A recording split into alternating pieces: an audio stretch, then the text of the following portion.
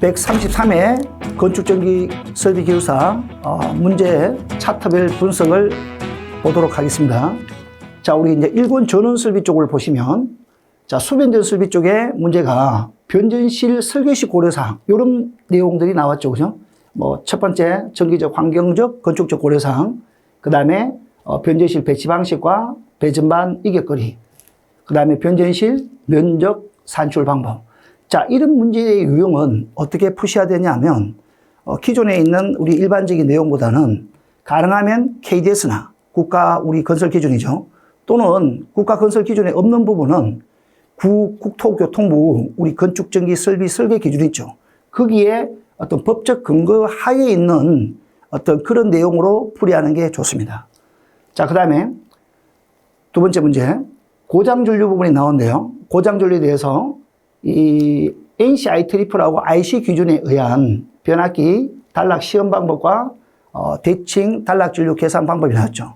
자, 이 문제는 사실 한동안 안 나왔죠. 거의 안 나오다가 이번에 이제 나왔는데, 요런 부분은 단락 강도 시험에 대한 계산식, 그 다음에 비대칭 단락 전류를 계산할 때 우리 K 팩터 값을 구하는 부분 있지 않습니까?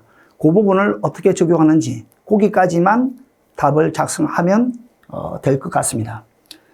자, 3번 문제 보시면 노이즈 방지용 변압기의 종류, 구조, 특징에 대해서 설명하시오. 이렇게 나왔죠. 자, 이 부분이 이제 한 25점 정도로 나와야 되는 문제인데 10점 문제로 나왔습니다. 자, 이 문제는 이제 NCT 변압기, 실드 변압기, 일반 전원 변압기 이런 쪽으로 내용을 구조를 적으시고, 그 다음에 특징적인 요소를 통해서 여기가 어떤 노이즈 부분을 제거할 건지 그런 내용 위주로 작성을 하시면 되겠죠. 자, 그리고 계속해서 변압기 손실의 종류와 저감 대책 및 변압기 효율에 대해서 설명하시오. 자, 이런 부분은 변압기 손실은 크게 우리가 이제 동손하고 철손이 있겠죠. 철손은 다시 와리손하고 히스테릭 실손. 거기에 대한 종류들, 거기에 대한 어떤 대책들을 작성하시면 될 것 같고요. 변압기 효율은 입력분의 출력이라는 기본적인 정의를 작성하시고, 그 효율에 대한 종류들, 최대 효율이 발생되는 그런 부분, 전일 효율, 뭐 이런 부분 있죠. 실초 효율, 뭐 이런 부분, 그런 내용들 위주로 답안지를 작성하면 좋을 것 같습니다. 자, 이런 내용도 지금 우리 연구반 기본서 내용에 그대로 다 있죠. 자, 그 다음에 개폐기 문제는 안 나왔고요. 콘덴서 문제를 보시면, 자, 전력용 콘덴서의 역률 개선 효과와 설치 시 주의사항에 대해서 설명하시오. 자, 지금 최근에 콘덴서 문제와 관련해서 역률 개선 효과 문제가 상당히 출제가 많이 나오죠. 이 문제는 이제 기본 문제로 잘 우리가 준비를 해야 된다. 이렇게 이제 보셔야 되고요. 그 다음 주의사항은 우리 이제 문헌당 기본서에 있지 않습니까? 그 콘덴서 뒤쪽에 보시면 그 주의사항에 대해서 설치 방법이라든지 전격이라든지 뭐 그런 내용들 위주로 제가 한 4개 차트로 나눠서 작성해 놓은 내용이 있습니다. 우리 이것도 기본서하고 연구한 내용에 다 그대로 있는 내용들이죠. 자, 그렇게 되어 있고요. 피레기 쪽에는 나오지 않았었고, 자, 변성기 및 개전기 쪽에 보시면요. 계기용 변성기의 종류 및 특성에 대해서 설명하시오. 이렇게 나왔죠. 자, 이 부분은 조금 광범위하게 나왔죠. 이 변성기에 대한 어떤 전반적인 종류들, 이거를 다 설명하기가 굉장히 만만치 않은 내용입니다. 왜냐하면 이 계기용 변성기가 우리가 계기용 변류기, 계기용 변압기, 그죠? 뭐 그런 것들, 뭐 MOF라든지 이런 걸 다 설명해야 되니까, 이거는 제가 봤을 때는 계기용 변류기를 중심으로 작성하고, 계기용 변성기라든지 뭐 MOF 이런 것들은 간단하게 어떤 특성을 설명하시면 좋은 답이 될 것 같습니다. 수준회로 보호 및 보호 계전기 문제가 나왔는데요. 자, 여기 보시면 저압용 과전류 보호장치의 종류와 특성에 대해서 설명하시오. 이런 문제가 나왔죠. 자, 이런 문제는 여러분들 이제 KC에 나와 있는 그 과전류 보호장치 요 위주로 답안지를 쓰셔도 되고, 그 3개가 있습니다. 그 다음 일반적인 과전류 보호장치가 또 있죠. 뭐 A12라든지 뭐 A12 안에는 당연히 OCR이라든지 OCGR이 들어가 있을 거고요. 그 다음 이제 MC12 같은 거, 그 다음에 휴즈 같은 거, 이런 일반적인 과전류 보호장치의 종류와 거기에 대한 어떤 특성들, 이런 내용들 위주로 답안지를 작성하면 될 것 같습니다. 뭐 이런 것도 뭐 일반적인 책자에 다 나와 있는 내용들이죠. 그 다음에 접지 문제가 이번에 안 나왔던 부분이고요. 예비전원 설비에 보시면 UPS, 무정전 전원장치 용량 설계시 고려사항에 대해서 설명하시오. 이렇게 나왔죠. 자, 이 문제도 지금 이제 자주 나오는 문제니까, 항상 우리가 기본 문제로 잘 봐둬야 되는 문제죠. 뭐, 이런 문제들은 뭐 어느 책자에도 다 있죠. 우리 기본서, 또 연구반 기본서, 뭐, 문호단 기본서, 거기에도 이런 문제가 다 나와 있습니다. 그래서 일단 전체적인 문제를 분석을 해보면 25점짜리가 총 5문제가 나오고요. 그 다음에 10점짜리가 총 3문제. 그래서 이제 총 전원 설비 쪽에 전체 8문제가 나왔고 100점은 155점. 출제 비율을 보시면 전체 580점 대비해서 155점으로 약 한 27% 정도 어떤 비율로 지금 출제가 되었습니다. 이번 차수에 보시면 1군 문제가 1군의 우리 전원 설비 문제가 조금 빈도가 적게 나왔던 그런 글을 분석해 볼 수 있습니다. 그리고 일본 전원 설비 부분도 전체적으로 굉장히 평이하게 문제가 출제됐죠. 아마 모든 이번에 수험을 보신 분들이 이 문제를 굉장히 편하게 느꼈을 것 같은데요, 문제를. 근데 이제 이런 부분에서 함정이 있다는 걸 생각하셔야 됩니다. 항상 문제가 나오면, 쉬운 문제가 나오면 그걸 쉽게 쓰면 안 됩니다. 어떻게 이거 남들하고 차별화시킬까? 그 차별화시키는 방법에 대해서는 제가 설명을 드렸죠. 어떤 문제에 대해서 어떻게 포인트를 줄 것인지, 그죠? 그 포인트를 주기 위해서는 당연히 그 문제에 대한 본질적인 어떤 개념들, 그 다음에 특성적인 거, 그런 것들을 여러분들이 이제 심도 있게 공부를 해 놓으셨다가 이런 어떤 유형의 문제가 나올 때는, 그거를 남들하고 차별화시키는 어떤 그런 전략이 필요합니다. 이번에는 이권 배전 및 부하 설비 쪽 문제를 분석해 보도록 하겠습니다. 첫 번째, 고주파 장애 방지를 위해 설치하는 수동 필터와 능동 필터의 특징을 비교 설명하시오. 이렇게 나왔죠. 이런 부분도 우리 웬만한 기술사 서적에는 다 나와 있던 부분이고요. 자, 이런 거에 대해서는 이제 개념적인 거, 그 다음에 특징적인 거, 이런 것들을 또 잘 준비를 하셔야 되겠죠. 자, 이런 류의 문제는 사실 잘 안 나왔다가 나오는 문제죠. 텀이 좀 긴 문제라고 볼 수 있습니다. 또 향후에 이 문제가 어떤 각도로 또 나올 수 있냐면 이 수동 필터 부분만으로도 나올 수 있죠. 동조 필터하고 고차수 필터 문제. 이런 문제도 나올 수가 있다. 이렇게 이제 보시고 잘 또 대비를 하셔야 될 것 같습니다. 자, 그 다음에 전기 설비에 사용되는 재료의 특성에 대해서 설명하시오. 이렇게 나왔죠.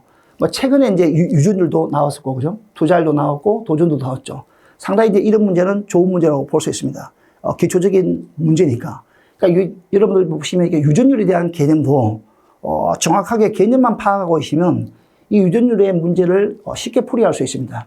우리 유전율이라는 개념에서는 첫 번째 이제 뭐를 봐야 되냐면 충전의 효과, 그죠? 그 충전의 효과가 유전율이 있을 때, 그러니까 진공에서의 유전율이랑 그다음 비유전율이 높은 그런 재질에 대한 유전율, 이런 걸 따져서 충전의 효과에 대한 부분을 알고 계셔야 되고, 그 다음에 또 열화 부분, 그죠? 열화에 대한 부분, 이런 부분에 대해서도 유전율에 대해서 공부를 알고 계셔야 어떤 문제를 응용을 했을 때 대응이 가능하다. 그리고 이런 답안지에도 실계통에서 유전율이 어떻게 적용되는지를 여러분들이 답안지에 적용할 수가 있어야 됩니다. 투자율도 투자율에 대한 개념적인 거, 그 다음에 투자율 이런 부분들이 어떤 우리가 전력 시스템에 적용이 되는지, 그죠? 투자율이 높을 때랑 낮을 때랑 이게 어떤 특징적인 요인이 있는지, 에너지 세이빙과 어떤 관계가 있는지, 즉 무부하 손과 어떤 관계가 있는지를 개념적으로 여러분들이 머릿속에 다 이해하고 계셔야 된다는 거죠. 전도율도 마찬가지입니다. 전도율은 우리가 이제 도전율, 전도율 이렇게 같이 쓸 수도 있죠. 이거를 이제 우리가 이제 어떤 전기 회로에서 얼마만큼 전류가 잘 흘러갈 수 있냐, 그런 거를 나타내는 그런 팩터죠. 자, 이런 기초적인 문제는 최근에 문제를 분석했을 때 계속적으로 반복해서 나옵니다. 그죠? 그런 내용을 보시면 될 것 같고요. 그 다음에 버스덕트 시스템의 특징 및 공사 시 유의사항, 이렇게 나왔죠. 이 버스덕트 시스템에 대한 그 특징적인 부분에 대해서는 여러분들이 이제 KC 기준에 근거하여서 작성을 해 주시면 좋고, 그 실무적으로 우리가 이 버스덕트를 우리가 공사에 적용할 때 어떤 주의사항이 필요한지, 그죠? 내집 문제라든지 아니면 우리가 이제 방화구역 측면에서 벽을 관통했을 때 이 버스닥터에 대한 방화 실링을 어떻게 처리해야 될지, 그죠? 뭐 그런 부분에 대해서 특징적 공사 시 유의사항에 대해서 이런 부분 포인트를 잘 작성을 해야 될 것입니다. 특히 이제 이런 부분은 공사 시 유의사항으로 나왔으니까 여기 이제 실무적인 내용이랑 이론적인 내용이 잘 매칭이 돼서 답안지에 적용이 돼야 될 것 같습니다. 자, 그 다음에 지중 전력 케이블의 유라 요인과 대체, 그 다음에 저압 선로의 저런 성능 기준에 대해서 설명하시오. 이런 문제가 나왔죠. 자, 열화도 최근에 계속해서 나오고 있습니다. 그리고 저압전로의 저런 성능 기준 있죠. 요거는 이제 KC하고 우리 전기설비 기술 기준에 나와 있는 셀브, 펠브 그런 거와 관련된 어떤 전원장 측정이 있죠, 그죠? 그런 거에 대한 어떤 기준들, 내전압 기준이 얼마고 전원장 값이 얼마고 이런 내용들에 대해서 잘 작성해 줘야 될 것 같습니다. 자, 계속해서 배전 설비의 설계 흐름도를 작성하고 각 항목별 고려사항에 대해서 시오. 요거는 이제 좀 최근에도 자주 나왔던 문제고 과거에도 자주 나왔던 문제죠. 이런 것도 일반적인 책자에 다 나와 있고요. 또 우리 연구반 교재나 보시면 굉장히 좀 세밀하게 작성을 잘 해놓은 내용들이 있습니다. 그런 내용들을 쓰시면 될 것 같고, 뭐 이런 문제들은 공부를 웬만큼 하신 분들은 웬만큼 잘 푸시지 않았을까 이렇게 봅니다. 자, 계속해서 저압 교류 배전 방식의 종류와 각각의 특징에 대해서 비교해 설명하시오.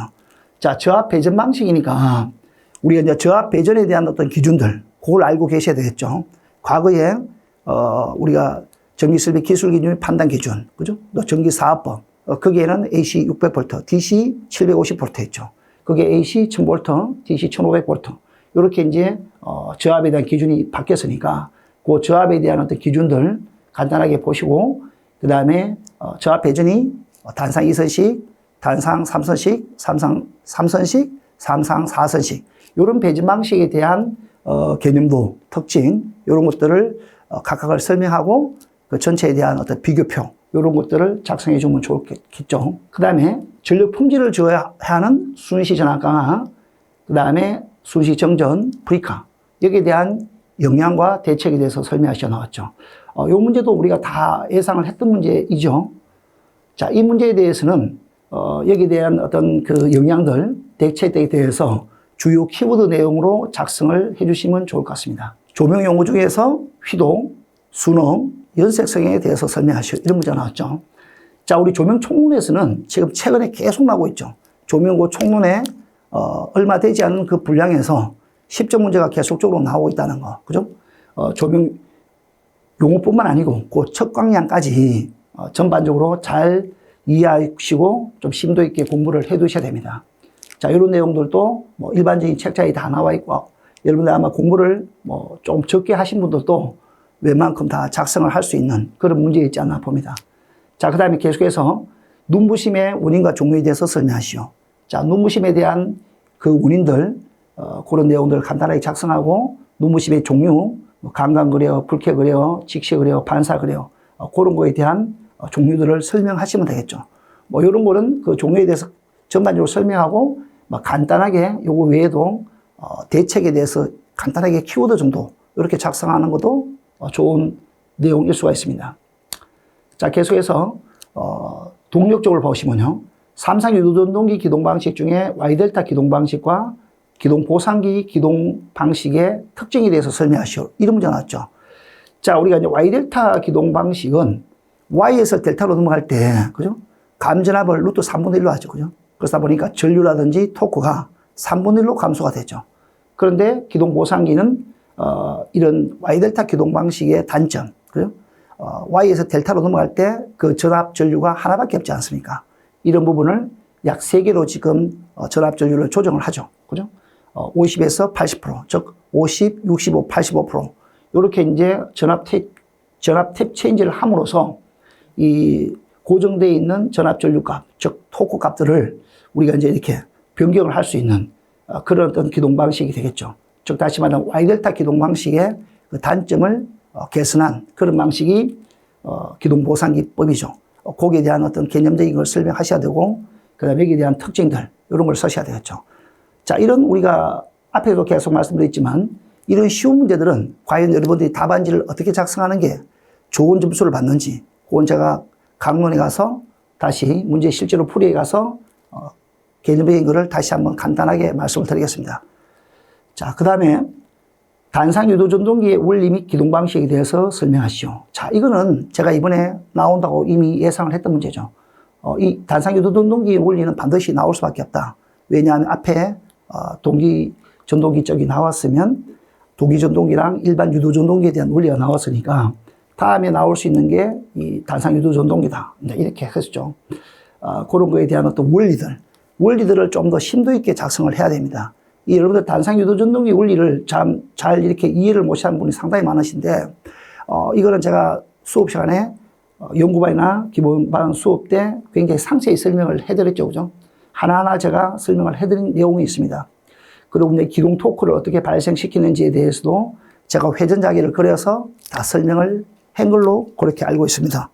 이렇게 이제 이군의 배전 및 부하 설비의 문제를 전체적으로 한번 봐봤는데요. 이 문제는 25점이 총 6문제, 10점이 총 5문제. 그래서 총 11문제에 배점이 200점으로 나왔습니다.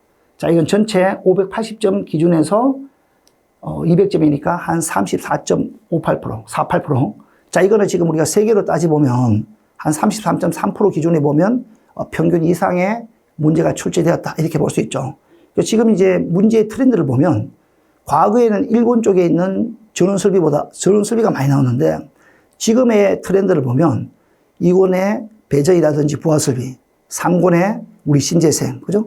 그 다음에 뭐 정보통신, 그 다음 방범방제, KSC, IC, 설계, 뭐 이런 문제들. 이런 문제들이 지금 출제가 많이 나오고 있습니다.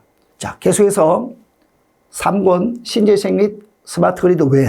자, 이 문제를 한번 봐보도록 하겠습니다.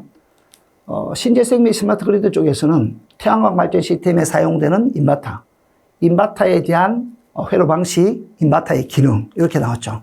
제가 이 인버터의 기능은, 6대 기능은 꼭 시험에 나온다. 그렇게 제가 했고, 기본서 수업할 때 하나하나 6대 기능에 대해서 하나하나 개념적인 거를 제가 회로도를 그려가지고 설명을 한 적이 있습니다. 그리고 반드시 시험에 나온다는데 이번에 나왔죠. 자, 그렇게 봐주시면 되고요. 자, IBS 빌딩에 대한 어떤 의미, 구성 요소, 효과. 이 문제도 나왔는데, 요것도 지금 한 10회 이전에 요런 문제들이 한번 나왔죠. 그죠? 요 유사한 문제들이. 요 문제도 우리 기본서랑 연구반, 그 기본서에 보면 전부 다 제가 관련도 기출문제를 전부 다 이렇게 딱 작성해 놓은 그런 풀이가 있습니다. 요것도 연구반 3권 교재도 있고, 기본서, 물론 기본서 1권, 3권 교재도 있습니다. 자, 방범 방제 문제. 제가 이번에 또 찍었던 문제가 이제 방범 방제 문제였죠. 이 침입 발견 설비에 대해서 꼭 나온다. 이거는 보통 한 20에서 25회의 텀으로 나오는 거니까 이번 차수에 딱 나올 타이밍이 됐다라고 이야기를 했었죠. 그리고 실전반에도 시험을 내가 쳤었던 기억이 있고요. 그 다음에 연구반 쪽에 제가 요거 수업하면서 다시 한번 정리를 한번 다시 해서 드렸던 기억이 있죠. 자, 이런 부분은 여러분들이 이제 공부하기가 조금 껄끄러운 내용이 있지만 그래도 이런 부분이 나오면 약간 차별화될 수 있는 그런 문제가 될 수 있습니다. 왜냐하면 요건 준비를 못하면 바로 접근하기가 만만치 않은 그런 문제였습니다. 자, 그 다음에 정보통신 쪽에는 국내 유선망, 레일에 대한 구성 요소와 설계식 고려사항. 자, 이런 부분도 우리 연구반 기본반 교재에 그대로 다 나와 있던 문제고, 요거도 우리가 예상 문제로 제가 다 분석을 했던 문제죠. 자, 요렇게 이제 10점 문제가 나왔고요. 그 다음 반송 설비 문제. 자, 반송 설비 문제는 그 비상용 엘리베이터의 특징과 설치 기준. 요건 제가 분명히 또 나온다고 했던 문제죠. 근데 그대로 나왔죠. 그죠? 그 다음에 밑에 보시면 초고층 빌딩에서 화재 발생 시에 엘리베이터를 피난 설비로 사용하는 경우의 문제점. 그 다음에 엘리베이터 안전장치에 대해서 뭐 설명하시오. 이렇게 나와 있죠. 요 안전장치에 대한 문제점이 사실은 이제 엘리베이터 자체 장치를 설명해야 되는 건지, 아니면 요 피난할 때 사용되는 이 안전장치, 요걸로 설명해야 될지를 상당히 좀 약간 어려운 부분이 있는데, 이런 부분은 이제 문제에 주어진 요 문제에 대한 안전장치로 풀이하는 게 좋은 방향이 될 수 있습니다. 만약 이거를 만약에 일반적인 안전장치로 푼다고 그러면 우리 교회에서 일반적인 엘리베이터에 대한 안전장치로 풀이하겠다. 이렇게 설명하고 거기에 관련된 안전장치로 설명하는 게 좋은 방법이 될 수가 있습니다. 케이스 C 문제도 이번에 몇 문제가 나왔죠. 자, 첫 번째, TNS 계통과 TT 계통에 대하여 다음 사항을 비교 설명하시오. 자, 누전시 고장줄의 크기 및 감전 위험. 그 다음에 뇌서지 침입 시 설비 기기의 손상. 자, 이런 문제도 10점이 나왔는데요. 자, 이 문제는 상당히 좋은 문제로 제가 생각하고 있습니다. 요거는 접지 계통을 잘 이해하고 계시면 이런 문제는 쉽게 문제를 풀이할 수가 있습니다. KC에서 전원의 자동 차단에 의한 보호장치 중에 IT 계통에 대해서 설명하시오. 이런 문제가 나왔죠. 이 IT 계통은 제가 이제 수업할 때, 기본반 수업이라든지 연구반 수업할 때, 제1고장이 났을 때는 우리가 이제 자동 차단 장치가 동작되지 않는다. 제2고장이 났을 때 차단되는 조건. 그러니까 일괄 접지냐, 그죠? 그 다음에 공통 접지냐, 이런 것들. 그런 거에 따라서 이 개별 접지나 공통 접지냐, 아니면 일괄 접지냐, 그 두 가지 형태에 따라서 이 차단되는 어떤 개념적인 거를 구분해서 이렇게 설명을 해주면 되겠죠. 이런 것도 제가 수업할 때 IT 계통에 대해서 상세하게 내가 설명을 해드린 적이 있습니다. 자, 그 다음에 SPD에 대해서 다음 사항을 설명하시오. 이렇게 나왔죠. 서지 보호장치의 동작 기능에 따른 분류. 자, 요거는 우리 문헌당 책에도 기본서에도 나와 있고요. 연구반 교재에는 이 뇌서지 침입했을 때에 관련해가지고 원리적인 부분을 제가 동작 기능에 대해서 상세히 설명해 놨고 거기에 대한 특징 요소들도 전부 다 구분해서 작성을 해놓은 내용이 있죠. 자, 1번 문제랑 2번 문제는 어렵지 않았을 겁니다. 외부 분리기. 요 외부 분리기에 대한 어떤 목적들, 외부 분리기에 대한 어떤 종류들, 그 외부 분리기에 대한 어떤 구성도들, 그 다음에 요 종류들, 요런 개념 위주로 작성을 하시면 될 것 같고요. 그 다음에 3번 부분이 조금 여러분들이 어려웠을 것 같습니다. SPD의 개별 접지와 일점 접지 방식의 차이점. 자, 이 문제의 풀이 방법은 개별 접지는 단독 접지 개념으로 문제를 풀이하시면 됩니다. 그런데 이제 일점 접지 방식에 대한 부분은 어떤 방식으로 풀어야 되냐면 이거는 이제 우리 기준점 접지 있죠. 우리 기본서 1권에 보시면 그 초고층 빌딩의 접지가 나오죠. 거기 이제 제가 기준점 접지에 대해서 설명을 해드렸습니다. 모든 통신기기들, 즉 약전 설비 기기들은 1점 접지를 해야 된다. 1점 접지를 해야만이 우리가 뇌서지라는 게 이런 게 들어왔을 때 그 1점 접지를 통해 가지고 각 약전 설비에 발생될 수 있는 전이차, 이 전이차 자체를 거의 작게 함으로써 약전 설비 자체를 보호할 수 있다. 해서 제가 기준점 접지에 대한 어떤 방법들을 제가 상세히 설명한 적이 있었고요.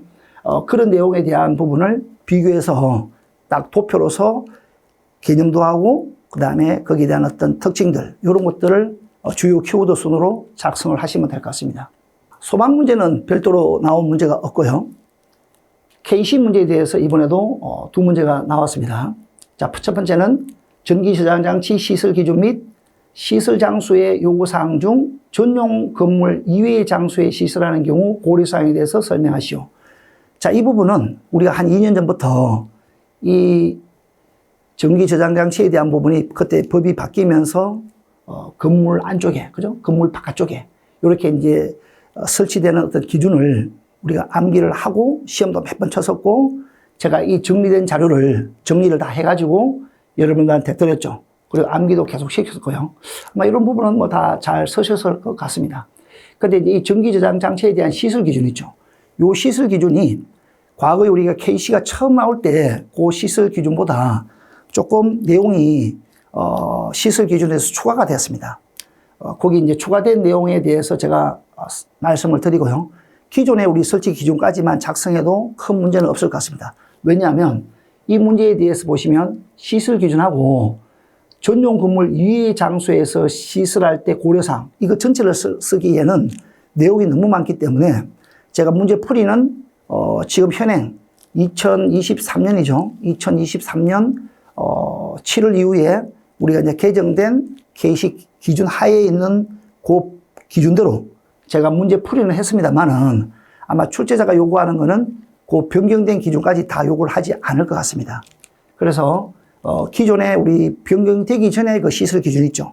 그 세 가지가 있습니다. 그 세 가지 정도까지만 답안지를 작성하면 될 것 같고요. 나머지에 대한 기준은 변경된 부분, 그것들도 작성을 하면 좋겠지만 이 10점 안에 그 모든 내용을 다 작성하기가 어려울 것 같습니다. 그런 내용만 알고 계시면 좋을 것 같고요. 그 다음에 기초적인 문제로 전기회로 및 자기회로의 대응성 문제. 자, 요거는 우리가 이미 기출이 한번 되었던 문제인가요? 그리고 우리 연구반 교재 2권에 보면 제가 이 문제를 다 풀이해 놓은 게 있죠. 요거 회로도 그려놓고 여기 대응성 관계를 쭉 전부 다 도표로 정리해 놓은 게 있었습니다. 그리고 이도 제가 시험에 나온다고 예상을 했던 문제고 했던 거죠. 자, 그래서 우리가 이제 상문 쪽을 보시면 전체 25점짜리가 7문제, 10점짜리가 5문제. 총 12문제가 출제되었고요. 문제 빈도를 보면 전체 580점 중에서 225점이 나왔습니다. 그래서 빈도가 38.79, 즉 약 한 38.8% 정도. 가장 지금 빈도가 높게 나오고 있습니다. 지금 그래서 계속 문제를 분석해 보시면 상권 쪽이 지금 몇 년 동안 계속해서 이 문제 빈도가 높다는 걸 그걸 알 수가 있죠. 그래서 옛날에 비하면 과거에 비하면 문제 출제 빈도가 약간 변경됐다.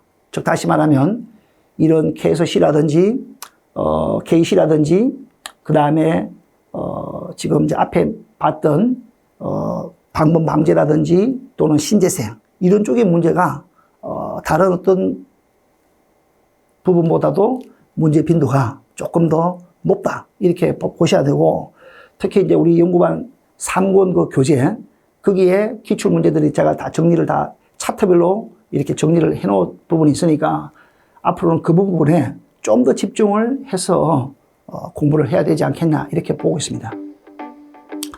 자, 이것으로 133회 문제풀이에 대한 총평을 마치도록 하겠습니다. 자, 수고하셨습니다.